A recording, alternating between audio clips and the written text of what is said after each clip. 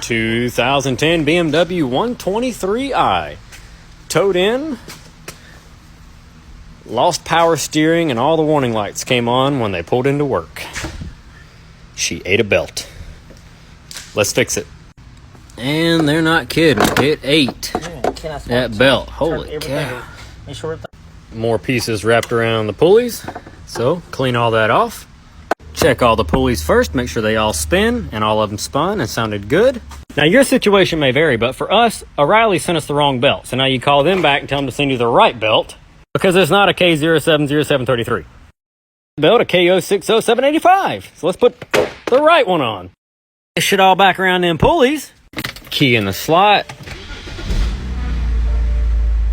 Ah, nice to have power steering again. And look at that new belt go. Go, belt, go. Finished. Do you have an older BMW? And is your brake light on, but the parking brake's not up? You might be low on fluid. Let me show you how to check that. So once you get the hood open, if you look, you'll notice you're not going to see any place to put brake fluid. So let me show you how to get to that. You're going to go up here on the driver's side to this big old box. You're going to unplug this little connector, just like that. There's a clip right here. This lid comes off. Your cabin air filter comes out. Make sure you check these every now and then. You're breathing the air that goes through this. Now you're going to pop each one of these 3 little clips in the up position and slide this back. This is going to twist counterclockwise, and voila.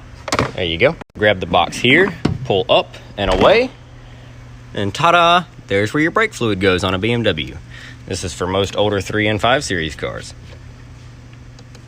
Now we can add fluid. Ta-da! Why aren't you posting any more BMW content? No YouTube videos on BMWs lately, huh? I thought you worked on German cars. Ask and you shall receive. Who really fucking cares? It's a 525 BMW. And I yanked the water pump out of it. It's gonna get a whole new cooling system. And check out this radiator. So I do a bunch of radiators on a bunch of different cars, and this one should be no different. It had been run hot a few times, and so therefore we're worried about some cylinder head damage. I'm going to look into that here shortly, but they went ahead and got the parts, so we're doing what we got to do. But this radiator, can you see it? It's like, it's all fucked. Now, when I first saw the top of the radiator, I thought maybe they had impacted something with the bottom and it had rippled, you know, from one side to the other. But no, this is... So the cores are getting weak as the car was overheated and overheated and overheated, and the excessive pressure built up. How it didn't just blow a side off or push a gasket out of the engine, it didn't. The radiator itself just swelled up and it's falling apart. Like, you see how this is still okay? Yeah. She's done for. It's gonna leak everywhere too, but there's the back. Good googly moogly. And there's a fan. Oh, it wasn't? But air too. Hey. You want some? Yeesh. Yes. So there. We're going to go put this thing back together. And there's your BMW. For whatever reason that you wanted to see a BMW. Ta-da! Well, good morning all my friends out there in TikTok land. Hope you're having a wonderful Monday morning. The wood stove is empty this morning because yours truly forgot to load up firewood, and I thought that I still had some here at the shop, so I got here this morning and I did not. And in typical Monday morning fashion, the first guy in the shop is this beautiful, almost champagne color 325 BMW Coupe with low miles that needs an engine. That's right, Monday morning is starting off with an engine swap. So while I'm a little cold and I'm a little cranky, I'd like to wish everyone a wonderful Monday morning. Stay positive, folks. Let's get at it. So we're over here right now draining the antifreeze out of this 2003 BMW / Mini Cooper. And we just did a water pump on it, and the radiator hose has a pinhole in it and it's draining. But this stuff uses blue antifreeze. And it's a BMW and Mini Cooper antifreeze for European vehicles. I think there's a bottle of it.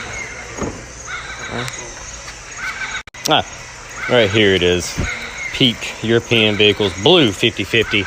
And it is really cool, and we're just over here training the new guy, showing him what BMW antifreeze and Mini Cooper antifreeze looks like. And he's learning pretty well.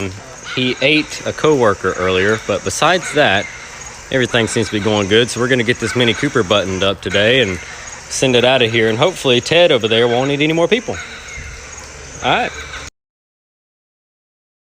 Something cool I didn't know about old BMW 5 Series cars.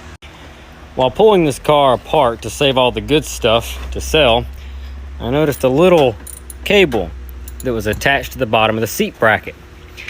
And I wondered what it was for.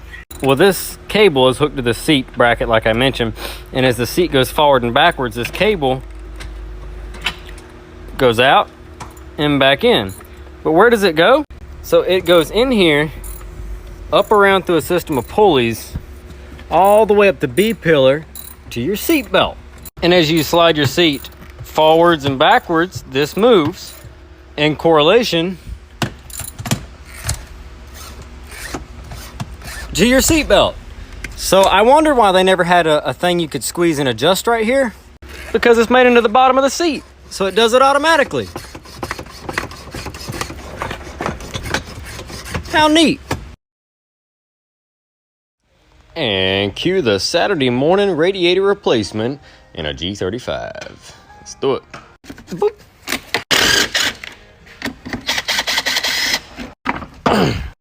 Problem.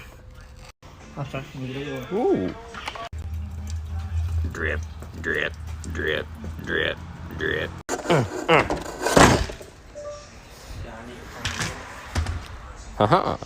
Ooh.